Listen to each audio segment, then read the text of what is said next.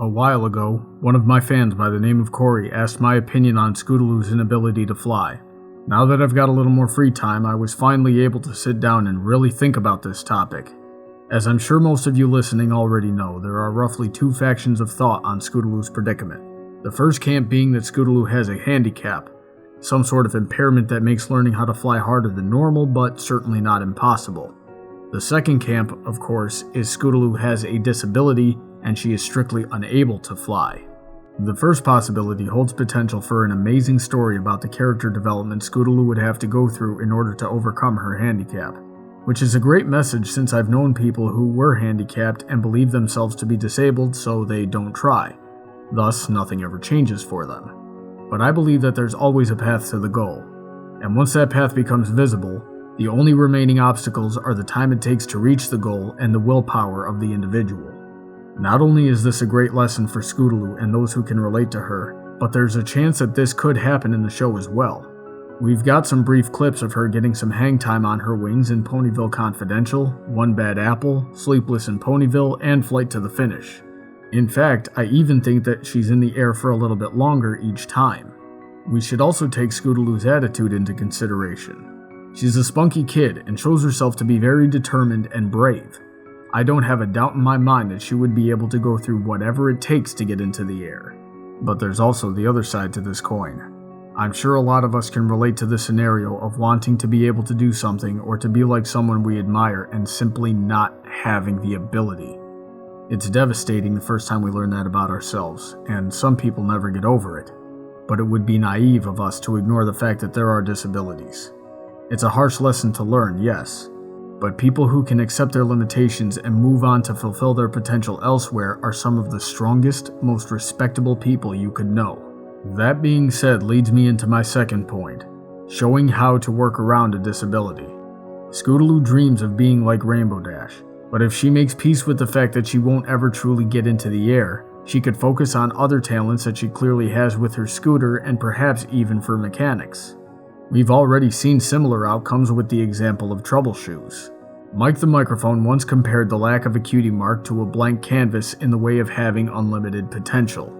Even if she isn't meant to have a talent in flying, it just means that there's a million other things that she could do way better. And I'm sure there's plenty of people that could benefit from a story like that just as much as the first set of possibilities that I mentioned. Normally when I get caught between two equal possibilities like this, my personal tiebreaker lays within the creator's intentions. Although I know Mrs. Faust hasn't been on the show for a while, she did lay the foundation as well as the direction for these characters, and we seem to have been staying relatively true to that direction. I wanted Rarity to get her shop in Canterlot. I wanted Rainbow Dash to become a Wonderbolt. I wanted Twilight Sparkle to eventually become Celestia's successor. It was with this in mind that I tried to find what she thought on the matter. I was able to find one post confirming that she's merely handicapped or hasn't figured out how to fly yet. However, a little bit more searching yielded me a YouTube video of a BronyCon staff worker retelling his conversation with Mrs. Faust, in which case she supposedly admitted to intentions of Scootaloo being disabled so that she might learn the other lesson I described. The main idea of her Scootaloo episodes revolved around how Scoots was technically a handicap, for lack of a better word. Lauren said that she designed Scootaloo to never be able to fly. She never wanted her to fly. Being brought right back to square one, I tried to find what the other writers thought about the subject, and was unable to. At this point, I can't do anything else but run with it. I should advise my audience that this next point is merely my fan theory and that my theories tend to get crushed by the show. Regardless, I think it's possible for Scootaloo to overcome her ailment. She's shown that she's willing to put forth great amounts of effort and she's gaining hang time on her wings. These are both good signs. All she needs to do now is focus on strengthening her wing muscles while learning the finer mechanics of flight. I ran into something similar once while I was teaching phys ed. One of my students was very weak and asthmatic, so over the course of a year, I focused with him on holding deep stances, practicing slow aerobics, and breathing exercises. This method is similar to what's used in Tai Chi. By slowing down the movements, someone can better focus on maintaining proper form. This trains a much more consistent muscle memory, ultimately reducing both recovery time and chance of injury. The muscles are stretched and exercised without the harsh strain of typical aerobic exercises, while the breathing exercises strengthen the respiratory system. The combination of these factors eventually got the student up to average strength. At this point, he was able to keep pace with the rest of the class, and he quickly became one of my best students. In short, does anyone remember what I said during Flight to the Finish? With regular weight training on the wings, slow flapping drills, and endurance drills mixed in with a high-protein diet and acupressure massage therapy, you'll be up to average strength in a couple of years. If you keep training once you've cleared that hurdle, then your flying will improve by leaps and bounds. I'm certain that there are a multitude of other methods that would be better known to a doctor of some kind. So I'm open to theories, and as long as Scootaloo gets treatment and support from her friends, I see no reason why she wouldn't be able to fly someday.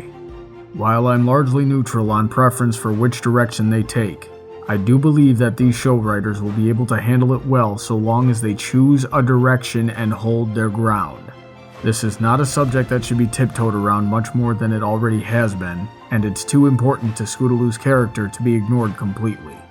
But it's a double-edged sword for them because it's a sensitive subject for many people, and bronies have shown that they can be divisive over things of this nature. Therefore, in addition to the writers needing to pick a direction, we, as a fandom, need to make sure that we are open to whichever direction that may be.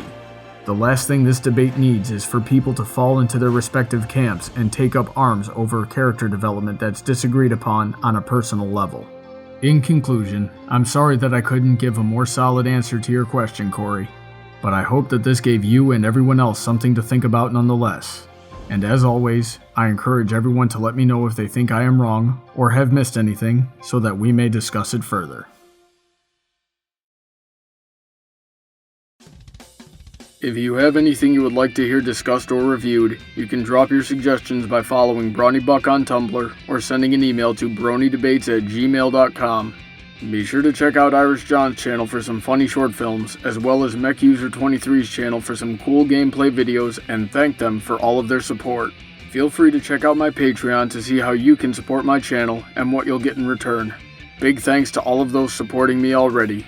Have a great day, and I look forward to hearing from all of you soon.